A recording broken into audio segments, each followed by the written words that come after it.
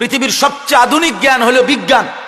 এই বিজ্ঞান প্রতিনিয়ত তার সিদ্ধান্ত বদলায়, বিজ্ঞানের থিওরি বদলায়, বিজ্ঞানের ফায়সালা বদলায়, নতুন নতুন গবেষণা আসে, নতুন নতুন থিওরি আসে, পিছনেরটা ভুল প্রমাণিত হয়।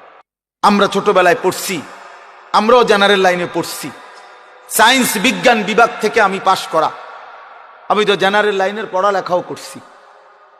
বিজ্ঞান বিভাগ থেকে আমি দাখিল পাশ করছি 1998 সালে, ভিক্টোরিয়া কলেজ থেকে মাস্টার্স পাশ করছি।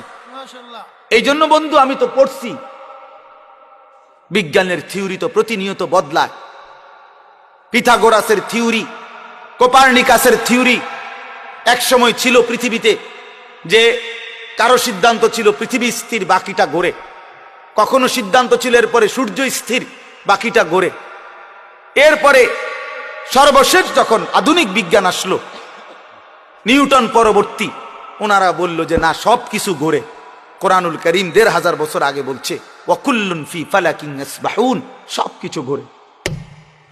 বিজ্ঞান যেটা প্রমাণ করতে 1000 বছর লাগছে, 1200 বছর লাগছে, কোরআনুল করিম তা 1200 বছর আগে মহান আল্লাহ পাক তার বন্ধুর জবান দিয়ে উচ্চারণ করাইছে।